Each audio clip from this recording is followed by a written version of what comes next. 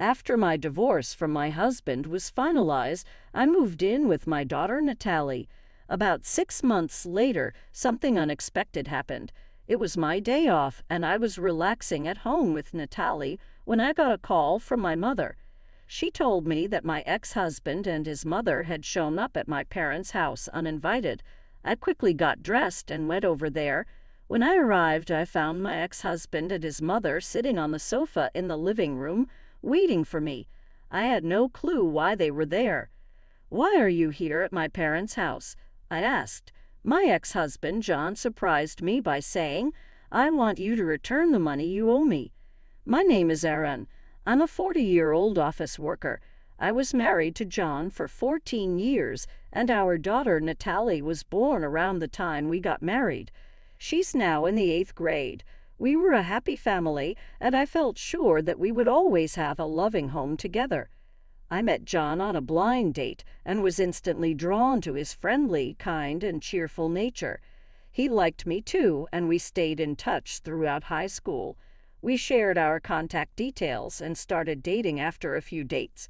A year later, he proposed, and we got married. I loved him deeply and was thrilled when he asked me to marry him. I had a close group of friends from high school, and we always came together for big events. When I told them I was getting married, they were all excited and congratulated me. They all came to our wedding and talked about wanting to get married too. Over time, one by one, all my friends from the group got married, and eventually everyone in our circle was married. We laughed and joked about how our group of friends had all suddenly become adults. When I got pregnant, my friends started getting pregnant too, and before long, we had turned into a group of moms. It felt like we were all going through life together, and I knew we would stay close friends forever. I was happy being both a wife and a mother. I also enjoyed my job. After college, I started working in the planning and development department of a big company, and my days were very busy. The job was challenging but very rewarding, and I learned something new every day. One of my mom friends who stayed at home once told me, "You're really a workaholic, Aaron, but you also have a great family life. It's like you have two lives or something." My friend says I'm a very strong woman, but I really wish I had the endless energy of a strong man. Both John and Natalie help me unwind and relax at home after a long day at work. When I got home, I would say, "I'm home," and Natalie would respond with a cheerful, "Oh, Mommy, welcome home." When she was younger, she would greet me with a big smile and a hug, which made all my tiredness disappear for the day. John would also help me relax. After Natalie was born, John quit his job and started working part-time so I could continue working at my company. He took a job at a cafe and took care of picking up and dropping off Natalie. When I came home, he always had dinner ready. After a long day at work, it's tough to cook, so coming home to a hot meal was a huge relief. John's cooking helped me feel relaxed and refreshed. I would take baths with Natalie, and we would chat about our day. My life was fulfilling both at work and at home. I could manage it all because John and Natalie were so supportive of my job. Their kindness made me even more dedicated and passionate about my work, and as I achieved good results, I got promoted. With the promotion, I started working more overtime and often came home quite late. By then, Natalie was older and understood the demands of my job, so she could handle some things on her own. John also began working more hours at the cafe. Lately, I've been enjoying exploring different coffee shops and buying their coffee beans. I picked up some today along with cakes from a new bakery. I suggested we have them with coffee. John has really gotten into coffee. He's been learning about roasting beans and trying different types at his cafe job. That's why he makes such great coffee at home. John and Natalie were both very understanding about my dedication to work, but I didn't notice that our family was slowly starting to drift apart. I first realized something was wrong when Natalie came to me with a concern. "What's up? You wanted to talk about something?" I asked her. "Well, the other day when I went to see a movie with friends from school, I saw Dad with another woman," she said. I was shocked. Natalie continued, "They weren't holding hands or anything, but they seemed a bit close.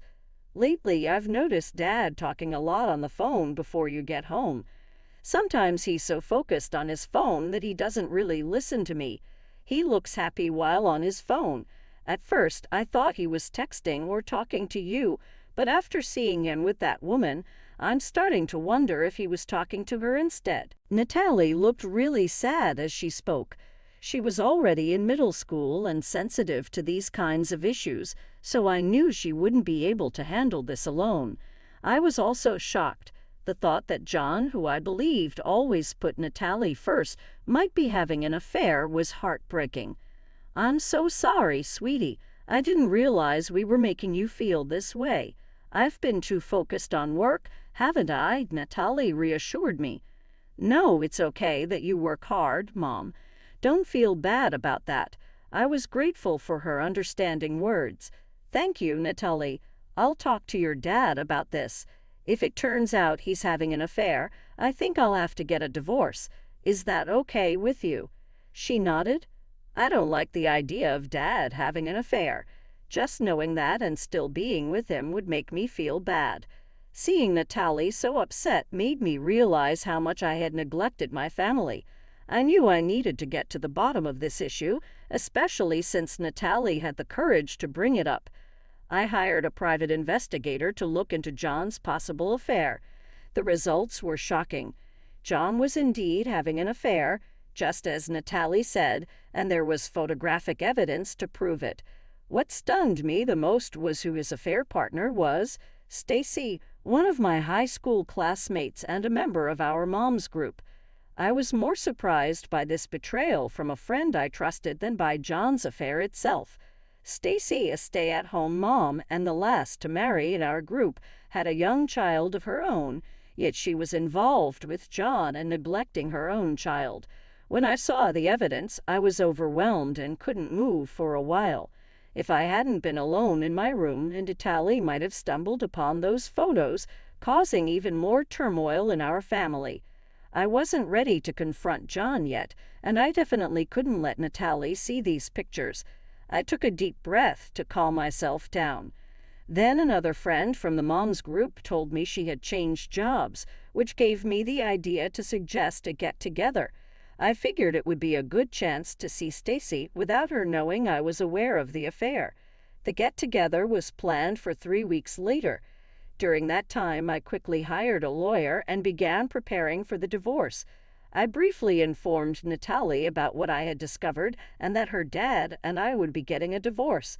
We spent our days off together, looking for a new apartment. The day of the get-together finally arrived. I started by asking my friend about her new job, and then we all shared updates about our lives. Stacy still didn't seem to know that I was aware of her secret, and we had a normal conversation. "Everyone's working, so it's good that things are changing," Stacy said. "I'm just a housewife, so I'm stuck in the same routine." "Why, you don't have to work, Stacy, because you have a husband who supports you," one of my friends replied. "I do appreciate my husband, but sometimes I feel a little bored," Stacy admitted. It was time to confront her about the affair. "So, is that why you're having an affair with other people's husbands?" I asked. Stacy and the other friends froze at my comment. Aaron, what do you mean by that?" Stacy asked, her face going pale. "Well, it seems that Stacy is having an affair with my husband, John," I said. "What? No way. You must be joking," the other friend said, trying to defend Stacy. Since my friends were protecting her, Stacy took advantage of it. "That's right, Aaron. What are you talking about all of a sudden?" "You must have confused me with someone else," Stacy said, trying to deflect. "Oh, really?" I replied. "Then why don't you all take a look at this?" I pulled out the photos from my bag and laid them out on the table. My friends stared at the photos in shock.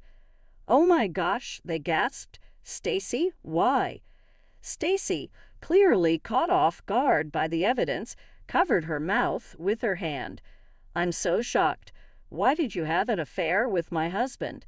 Stacy seemed to realize there was no way out. "I'm really sorry. I happened to walk into the cafe where your husband works.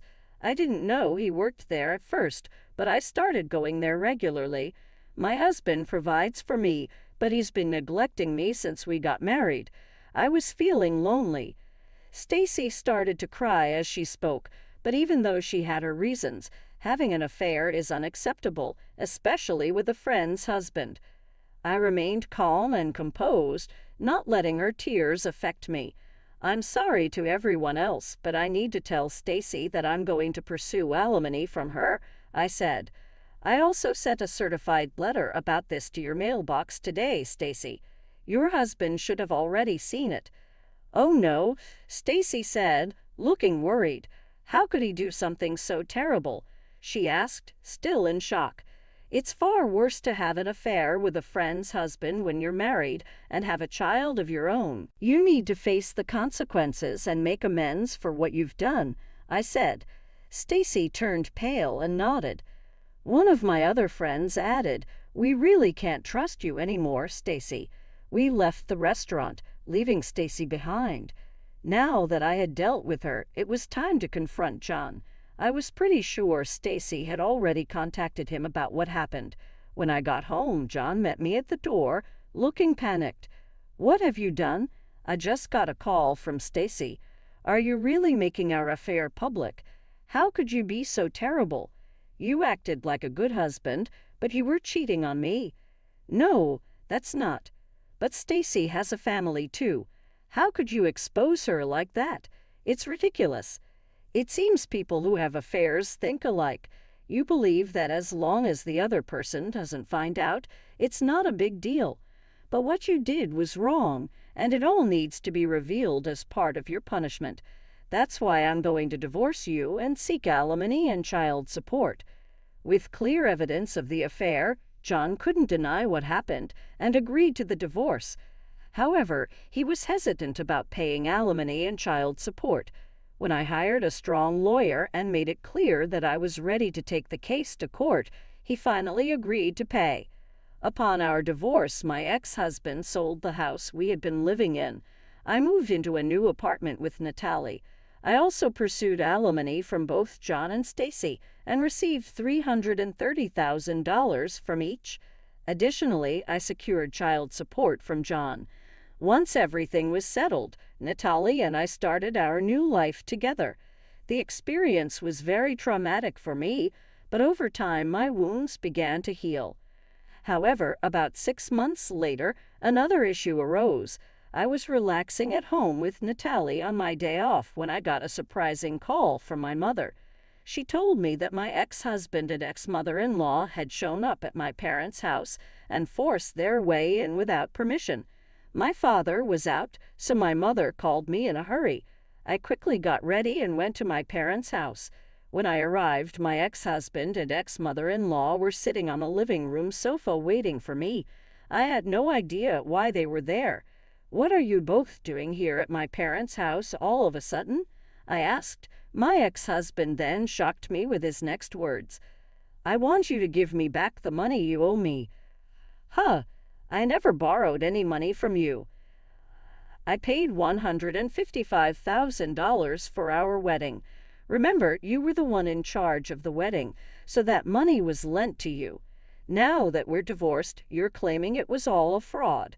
Honestly, I could sue you for marriage fraud, but for now, all I want is that $155,000 back as a settlement." He made an unreasonable request. My ex-mother-in-law also insisted that I pay him as soon as possible. After the divorce, I knew that John had taken a full-time job at the cafe where he used to work, but the pay there wasn't much. It seemed he was struggling financially, which might explain his unreasonable demands. "Well, let me remind you that we both were equally involved in the wedding, and I paid more of our living expenses than you did. So $155,000 is just a small part of what I contributed. Don't bother me with such unreasonable demands." I tried to get them to leave, but they didn't budge. Just then, my father came home. He had apparently received a call from my mother and rushed back. "What are you guys doing here?" my father demanded. My ex-husband explained the same thing to my father, clearly afraid of him. My father listened quietly but was clearly furious and shocked by John's unreasonable demands. "It's your fault for having an affair in the first place. If you're going to make such outrageous demands, get out of here," my father said. He tried to kick them out, but my ex-husband fell to his knees and begged, "Please, Aaron, lend me money. Not only are you demanding alimony, but Stacy's husband is also after me, and I can't afford it. Even $10,000 would help." It was shocking to see him begging for money in such a situation. I told him coldly, "No, I can't do that. Go home." But my ex-mother-in-law insisted, "You're also responsible for what happened. You should lend him the money." The situation was escalating, so my father said, "Fine, I'll get the money. Just wait here," and went to another room. "Hey, Dad, what are you doing?" I hurried after him. My father grinned. "Well, I have plenty of money. Since we have it, why not give it to them?" he said, opening the closet and pulling out some cash. This should be interesting, I thought. My father put the bills in an envelope and handed it to John. Satisfied with the fake money, my ex-husband and ex-mother-in-law left with pleased expressions. As soon as they were gone, I locked the door and called the police. The two must have realized the money was fake as soon as they stepped outside, because they came rushing back, banging on our front door. "Hey, what's going on? This is Monopoly money.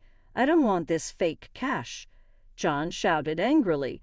I laughed and responded through the door, "Since we have so much money, I thought I'd share it with you." John exclaimed, "You've got to be kidding," and started banging even harder on the door, kicking it with his feet. They didn't realize their actions were only making things worse for them. As John and his mother were kicking the door, the police arrived and caught them in the act. Neighbors gathered around and many witnessed John and his mother getting arrested. In the end, John didn't get any money but was fined for the arrest and had to pay for the damage to our front door.